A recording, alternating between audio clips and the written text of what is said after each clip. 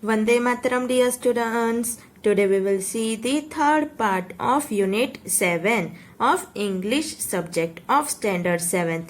And the third part of Unit 7 is about some of the question answers and exercises of Unit 7, the invention of Vita Wong.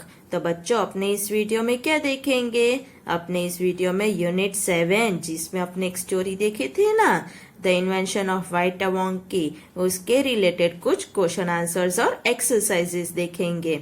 Okay, shall we start? Okay, तो सबसे पहले क्या है? Comprehension check, जो है आपकी text book के page number 101 में. ओके, उसमें पहला क्वेश्चन क्या है? Choose the right answer. तो उसमें आपको क्या करना है? पहले क्वेश्चन में जो करेक्ट आंसर हो उसको चूज करना है. ओके, तो पहला क्या है? Mister Willy Wonka is dash. तो मिस्टर विली वोंका क्या है? अ कुक है, एन इन्वेंटर है या अ मैनेजर है? तो क्या है?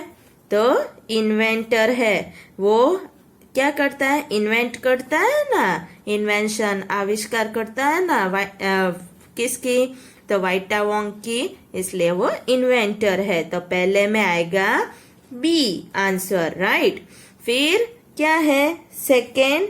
तो सेकेंड है वोंका वाइट मेक्स पीपल. तो वोंका वाइट है, वो पीपल को क्या बनाता है? ए ओल्डर, बी यंगर. तो क्या आएगा आंसर? आंसर आएगा बी यंगर. तो क्या आएगा आंसर? आंसर आएगा बी यंगर. फिर third, mister Wonka wants to invent a new thing which will make people dash. तो मिस्टर वोंका है, उसे एक नई चीज आविष्कार करनी है जो पीपल को क्या बनाएगा? यंगर या ओल्डर? तो पहले तो उसने जवान बनाने के लिए दवाई बनाई, फिर वो ना सफल रही तो उसने किसके लिए बनाई थी? तो बी आंसर आएगा ओल्डर. ओल्डर के लिए बनाई थी ना. ओके, अब question 2, can anyone's age be a minus number? क्या किसी की उम्र माइनस हो सकती है, कम हो सकती है? What does -87 means? -87 का मतलब क्या है? तो answer, yes, one's age can be a minus number. -87 means 87. It means that he or she would have to wait 87 years before he or she can be born again. तो अब क्या कह रहे कि हाँ, कि किसी की भी उम्र -87 हो सकती है. -87 का मतलब क्या है? कि उसे 87 इयर्स तक राह देखनी होगी वापिस जन्म लेने के लिए, राइट. अब question 3, Mr. Wonka begins by asking himself 2 questions. What are they? तो मिस्टर वोंका है, वो शुरू किससे करते हैं? 2 सवाल पूछकर. तो वो कौन से हैं? Answer, the question are, what is the oldest living thing in the world? Second, what lives longer than anything else? Question कौन से हैं? कि दुनिया में सबसे पुरानी जीवित वस्तु कौन सी है? और दूसरा क्वेश्चन क्या है? कि सबसे ज्यादा रहने वाला, बाकी सबसे ज्यादा रहने वाला चीज या वस्तु या जानवर या कोई भी लिविंग थिंग कौन सा है? ओके, अब वर्किंग विद द टेक्स्ट, जो आपकी टेक्स्ट बुक के पेज नंबर 102 में है. ओके, तो पहला question, what trees does mister Wonka mention? Which tree does he says lives the longest? तो पहला क्वेश्चन क्या है कि मिस्टर वोंका कौन सी ट्रीज को मेंशन कर रहे हैं और उसमें सबसे ज्यादा लॉन्गेस्ट कौन सी ट्री है जो सबसे पुरानी है वो? तो आंसर है 1 का, mister Wonka mention Douglas fir, oak and cedar tree. According to him bristlecone pine lives the longest. Okay, answer मिल गया. अब question 2, how long does this tree live? Where can you find it? तो अब कौन से tree की बात हो रही है? तो ब्रिस्टल कॉर्न पाइन की, कि वो कितना ज्यादा लंबा रह सकती है और कहाँ मिल सकता है? तो answer, Bristol corn pine tree can live for more than 4000 years, 4000 साल से ज्यादा.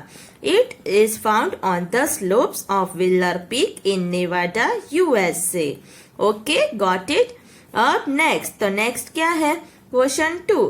क्वेश्चन 2 है, How many of the oldest living things can you remember from Mr. Wonka's list? Don't look back at the story. Do you think all these things really exist or are some of them purely imaginary? अब क्या कह रहे हैं कि जो mister Wonka ने list बनाई है, ओके, उसमें से आपको कितनी सारी सबसे पुरानी चीजें याद रही है? पीछे नहीं देखना है। और आपको क्या लगता है कि वो सही में है अभी या फिर सिर्फ इमेजिन किया गया है? Answer 2. I can remember 5 of the oldest living things from Mr. Wonka's list. I think most of these are purely imaginary. तो अब क्या कह रहे कि मुझे मिस्टर वोंका की लिस्ट में से 5 चीजें याद है और मुझे लगता है कि ज्यादातर तो इसमें इमेजिनरी है, ऐसे ही अपने कल्पना की है, बाकी सही में ऐसे हो ही नहीं सकता, राइट? अब question 3. Why does Mr. Wonka collect items from the oldest things? Do you think this is the right way to begin his invention? तो क्वेश्चन 3 क्या है कि मिस्टर वोंका सारी पुरानी चीजें क्यों कलेक्ट कर रहे हैं, इकट्ठे कर रहे हैं, और क्या आपको लगता है कि कोई भी आविष्कार करने के लिए ये सबसे सही तरीका है? Answer. Mr. Wonka collected items from all the oldest things to invent a new medicine that would make the young old. I don't think this is the right way to invent something new. तो अब क्या कह रहे हैं कि mister Wonka ने सारी पुरानी चीजें एक नई मेडिसिन बनाने के लिए इकट्ठी की थी जो जवान को बुढ़े कर देते थे, और मुझे नहीं लगता ये सही तरीका है कोई भी चीज को आविष्कार करने का। ओके, अब question 4. What happens to the volunteer who swallows 4 drops of the new invention? What is the name of the invention? अब क्या कह रहे हैं कि वो जो वॉलंटियर जो था जिसने वो नया आविष्कार था उसके 4 बूंदे पी लिए थे, वो कौन था? उम्पा लुम्पा, है ना? तो वो उसको क्या हुआ था और उस आविष्कार का नाम क्या था? The answer. After taking 4 drops of the new medicine, the volunteer begins wrinkling. His hair starts dropping off. His teeth start falling out. He suddenly became an old man of 75. The name of the invention is Vita Wonk. तो क्या कह रहे हैं कि उस नई दवा के 4 ड्रॉप्स लेने के बाद उस वॉलंटियर की चमड़ी जो स्किन थी वो व्रिंकलिंग, बुढ़े की होती है ना, बुढ़े लोगों की, वैसे होने लगी थी। उसके बाल भी गिरने चालू हो गए थे, उसके दांत भी गिरने लगे थे और वो अचानक से 75 एज का बुढ़ा बन गया था। और इस आविष्कार का नाम क्या था? तो वाइटा वोंक। ओके, अब टेक्स्ट बुक के पेज नंबर 103 में देखो, working with the language. What do you call these insects in your language? आप इन इंसेक्ट को अपनी लैंग्वेज में क्या बुलाओगे? ओके, तो add to this list the names of some insects common in your area. तो these insects are called, इनको अपनी भाषा में क्या बुलाएंगे? तो पहला है कॉकरोच, तो उसे बुलाएंगे तिलचट्टा। फिर मॉस्किटो, तो मच्छर। फिर ग्रास हॉपर, तो टीडा। हाउस फ्लाई, तो मक्खी। ड्रैगन फ्लाई, तो चिऊरा। फिर एंट, तो चींटी। ओके, और some other common insects are tapeworm, bug, louse, cricket etcetera. ये कॉमन इंसेक्ट्स के नाम है। अब question 2. Fill in the blanks in the recipe given below with words from the box. आपको क्या करना है कि नीचे रेसिपी दी है किसकी? इजी पालक दाल की, और आपको क्या करना है? फिलअप्स करने हैं। कैसे करोगे? तो इस बॉक्स में से वर्ड्स को लेकर इसकी मदद से करोगे। ओके, तो देखो यहाँ पे क्या है? 1 नंबर में क्या है? तो 1 कप दाल, 2-3 थिन ग्रीन चिल्लीज। फिर यहाँ पे क्या आएगा? तो देखो डैश और टीस्पून रेड चिल्ली पाउडर। फिर 8 स्मॉल बंचेस ऑफ पालक, 2 डैश सॉल्ट टू टेस्ट। ये सारे हो गए। Wash and cut the vegetables. फिर 4 में यहाँ पे the palak, put everything in a pressure dash let the cooker whistle 3 dash. तो यहाँ पे देखो आप सबको दिखाई देगा। Then switch it off, fry a few cumin seeds in the dash and add to the palak dal. तो ये हो गया आपका क्वेश्चन। तो अब देखो इसको अपने फिलअप कैसे करेंगे। तो 1 ऑनियन, फिर दूसरे में half a teaspoon red chilli powder. तो क्या आ गया, पहले में ऑनियन आ गया, फिर हाफ आ गया, राइट। फिर यहाँ पे 2 टोमेटोज लेंगे, तो टोमेटोज आ गया। फिर wash and cut the vegetables, फिर श्रेड द पालक, यानी पालक को क्या करना है, काटना है, श्रेड करना है। और फिर put everything in a pressure cooker, तो कुकर भी आ गया। फिर let the cooker whistle 3 times आ गया। Then switch it off, fry a few cumin seeds in the oil आ गया, सब आ गए। एंड add to the पालक दाल। तो ऐसे आपको ये करना है, ओके। अब नेक्स्ट, तो नेक्स्ट क्या है, a family tree is a diagram that shows the relationship between the different members of a family. तो फैमिली ट्री क्या है कि वो एक डायग्राम है जो आपका रिलेशन आपके फैमिली के दूसरे मेंबर्स के साथ क्या रिलेशन है वो दिखाता है। Fill in the blanks family tree below with names, ages and other details you think are relevant. You may even stick photographs if you have them. Put your family trees up in the class.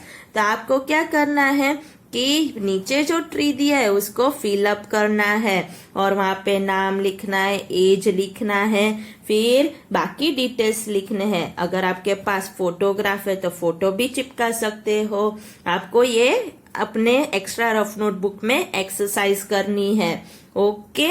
और फिर आपको दिखाना है मुझे, okay. तो देखो my family में क्या है, तो पहले क्या आएगा, ग्रैंडफादर, ग्रैंडमदर। तो इन दोनों को मिला के अपने क्या बोलते हैं, ग्रैंड पेरेंट्स। और ग्रैंडफादर में से क्या हो जाएगा, उसके ग्रैंडफादर, ग्रैंडमदर एक हो जाएगा, फिर ग्रैंड आंट और ग्रैंड अंकल, राइट। उनको भी अपने क्या बोलेंगे, ग्रैंडफादर्स। इनको बोलेंगे ग्रेट ग्रैंडफादर्स और इनको ग्रैंड पेरेंट्स, राइट। फिर क्या है, तो ये हो गए ग्रेट ग्रैंड पेरेंट्स, ये हो गए ग्रैंड पेरेंट्स। फिर यहाँ पे ग्रैंडफादर और ग्रैंड मदर में से क्या बनेगा, तो अंकल और आंट और मदर फादर, ओके। और फिर यहाँ से क्या बनेगा, कजिन हो जाएंगे अंकल आंट के, यानी चाचा चाची या मामा मामी या जो भी हो उनके बच्चे अपने कजिन हो जाएंगे, ओके। और फिर यहाँ पे मदर फादर, तो मदर फादर में से कौन बनेगा, तो सिस्टर इन लॉ और ब्रदर और सिस्टर और माई सेल्फ, राइट। और फिर मदर इन लॉ और फादर इन लॉ, राइट, यानी सास ससुर। तो उनमें से कौन बनेगा, माई सेल्फ या तो हस्बैंड और फिर यानी और ब्रदर इन लॉ यानी कि देवर, ओके।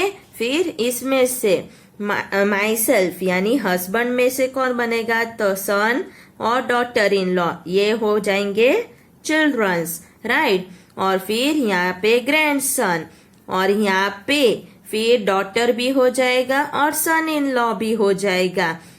बेटी होती है उसके साथ जमाई होते हैं और लड़का होता है उसके साथ बहू होती है।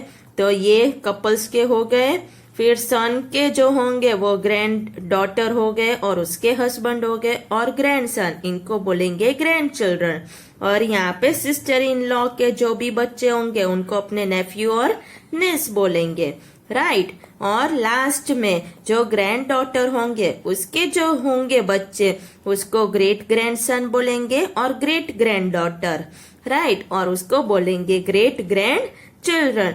तो इस तरह सारा पूरा फैमिली ट्री आपका बनेगा। अब आपको क्या करना है, आपके पेरेंट्स हो या सिस्टर ब्रदर हो, उनकी मदद से लेके आपको फैमिली ट्री बनाना है। और यहाँ पे ऐसे नाम लिखने हैं, फिर नाम, एज और जितना आपको पता है, फोटो चिपकाना हो तो फोटो, राइट, ऐसे आपको करना है। ओके, तो एक्सरसाइजेस समझ में आ गए?